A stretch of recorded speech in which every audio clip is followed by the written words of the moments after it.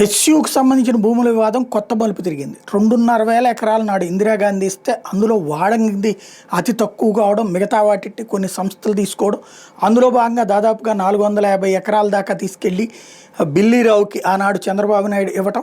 అయితే దాన్ని తర్వాత వచ్చినటువంటి రాజశేఖర రెడ్డి ఆపడం, దాని మీద బిల్లీరావు కోర్టుకు వెళ్తే ఆ కోర్టులో మొన్న మధ్యనే తెలంగాణ ప్రభుత్వానికి అనుకూలంగా రావడం, అవి ప్రభుత్వ భూములే కాబట్టి అవి వెనక్కి సాధించగలిగాం కాబట్టి వాటిని తమ అవసరాలకు వాడుకోవడం, అది వేలం వేయడమా లేకపోతే ఏదైనా కట్టడమా లాంటిది ప్లాన్ చేయడానికి ప్రభుత్వం సిద్ధపడటం. అయితే అక్కడ ఆల్రెడీ జింకలు ఉన్నాయి, నెమళ్ళు ఉన్నాయి, 10 రకాలైన వన్యప్రాణులు ఉన్నాయి. అది అటవీ ప్రాంతం లాంటిది, దాన్ని సంరక్షించాలి, దాన్ని ఒక వన్యప్రాణుల సంరక్షణ కేంద్రం కిందకి మార్చాలంటూ మరొక వైపున ఉద్యమాలు. ఈ సందర్భంలో హైకోర్టు జోక్యం, సుప్రీంకోర్టు జోక్యం, అవి ఎక్కడ ఆపేయమంటాం, ఆ సందర్భంగా తీవ్ర ఆగ్రహం వ్యక్తం చేయడం, ఇవన్నీ చూసాం. అయితే దీంట్లో ఇంకా ఏమీ చెయ్యకపోయినా అప్పుడే దీని మీద 10,000 కోట్ల రూపాయల లోన్ తీసేసుకున్నారు ఐసిఐసి నుంచి అంటూ కేటీఆర్ చేసినటువంటి ఆరోపణ.